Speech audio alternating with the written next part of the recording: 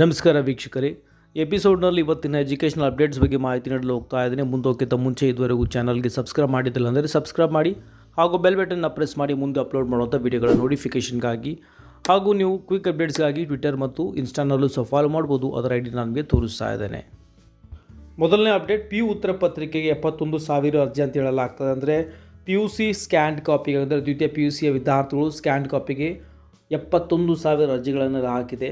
ಮತ್ತು ವಿದ್ಯಾರ್ಥಿಗಳು ಹಾಗೂ ಪೋಷಕರ ಅಲ್ಲಿ ಕೋರಿಕೆ ಮೇರೆಗೆ ಈ ಒಂದು ಡೇಟನ್ನು ಮತ್ತೆ ಎಕ್ಸ್ಟೆಂಡ್ ಮಾಡಲಾಗಿದೆ. ಅಂದರೆ ಸ್ಕ್ಯಾನ್ ಕಾಪಿಗೆ ಅಪ್ಲೈ ಮಾಡಲು ನೀವು ಆಗಸ್ಟ್ 7ರವರೆಗೆ ಅಲ್ಲಿ ಅವಕಾಶವನ್ನು ಕಲ್ಪಿಸಲಾಗಿದೆ. ನೀವು ಅಲ್ಲಿ ಫೀನ ಕಂಪಲ್ಸರಿ ಆನ್ಲೈನ್ ಮಾತ್ರ ಪೇಮೆಂಟ್ ಮಾಡಬೇಕಿದೆ. ಹಾಗೂ ಒಟ್ಟಾಗಿ ಇದುವರೆಗೂ 51,000 ಉತ್ತರ ಪತ್ರಿಕೆಗಳ ಫೋಟೋ ಪ್ರತಿಯನ್ನು ಇಲ್ಲಿ ವೆಬ್ಸೈಟ್ನಲ್ಲಿ ಆಲ್ರೆಡಿ ಅಪ್ಲೋಡ್ ಮಾಡಲಾಗಿದೆ. ಉಳಿದಂತಹ 20,000 ಉತ್ತರ ಪತ್ರಿಕೆಗಳನ್ನು ಶೀಘ್ರದಲ್ಲಿ ಅಪ್ಲೋಡ್ ಮಾಡಲಾಗುತ್ತೆ ಅಂತ ತಿಳಿಸಿದ್ದಾರೆ.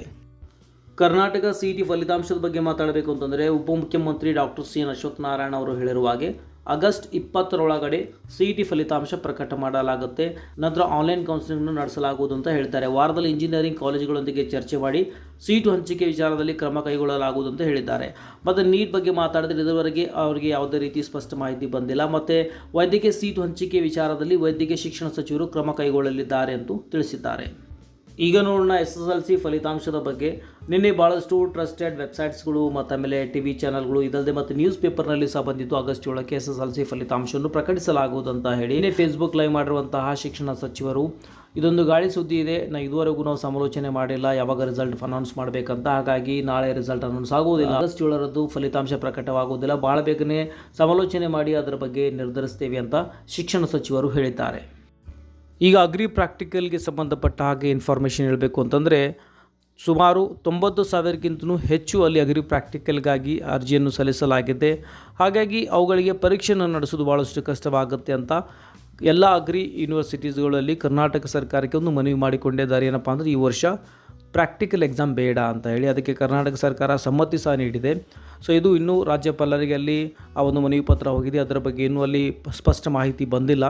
ಹಾಗೂ ಕರ್ನಾಟಕ ಪ್ರಾಕ್ಟಿಕಲ್ ವೇರಲ್ಲಿ ಹೋಗ್ತಿರುವಂತಹ ವಿದ್ಯಾರ್ಥಿಗಳಿಗೆ CET ಮತ್ತು ಆಮೇಲೆ ಅವರು ಥಿಯರಿಯಲ್ಲಿ ತೆಗೆದುಕೊಂಡಿರುವಂಥ PCMB ಮಾರ್ಕ್ಸ್ನಲ್ಲಿ ಕನ್ಸಿಡರ್ ಮಾಡಿ ಅಲ್ಲಿ ಪರ್ಸೆಂಟೇಜ್ ಸ್ವಲ್ಪ ವೇರಿ ಮಾಡ್ತಾರೆ. ಮೇ ಬಿ ಪ್ರೊಬಾಬ್ಲಿ CETಯಲ್ಲಿ ನಿಮಗೆ 75% ಕನ್ಸಿಡರ್ ಮಾಡಿ, ಥಿಯರಿಯಲ್ಲಿ ನಿಮಗೆ ಅಲ್ಲಿ 25% ಕನ್ಸಿಡರ್ ಮಾಡ್ಬೋದು, ಅಥವಾ 40:60 ರೇಷಿಯೋ ಮಾಡ್ಬೋದು. ಒಟ್ಟಾಗಿ ಅದನ್ನು ಕನ್ಸಿಡರ್ ಮಾಡಿ ಒಂದು ರ್ಯಾಂಕಿಂಗ್ನಲ್ಲಿ ಸಪ್ರೇಟಾಗಿ BSc ಅಗ್ರಿ ಕೋಟಾದಲ್ಲಿ ಬರುವಂಥ ವಿದ್ಯಾರ್ಥಿಗಳಿಗಾಗಿ ರ್ಯಾಂಕಿಂಗನ್ನು ಕೊಡಬಹುದು ಅಂತ ಹೇಳಲಾಗ್ತಾಯಿದೆ. ಅದ್ರ ಬಗ್ಗೆ ನಾನು ನಿಮಗೆ ಇಲ್ಲಿ ಒಂದು ವೀಡಿಯೋ ಸಹ ತೋರಿಸ್ತಾ ಇದ್ದೇನೆ. ಸಂಪೂರ್ಣ ವೀಡಿಯೋಕ್ಕಾಗಿ ಕೆಳಗೆ ತೋರಿಸಿರುವಂಥ ಲಿಂಕ್ ಮೇಲೆ ದಯವಿಟ್ಟು ಕ್ಲಿಕ್ ಮಾಡಿ ಅದನ್ನು ನೀವು ನೋಡ್ಬೋದು. ಈ ವಿಡಿಯೋದಲ್ಲಿ ಇಷ್ಟೇ. ಮತ್ತೆ ಸಿಗೋಣ ಮತ್ತೊಂದು ಎಜುಕೇಷನಲ್ ಅಪ್ಡೇಟ್ನೊಂದಿಗೆ. ಅಲ್ಲಿವರೆಗೂ ಟೇಕ್ ಕೇರ್, ಬಾಯ್.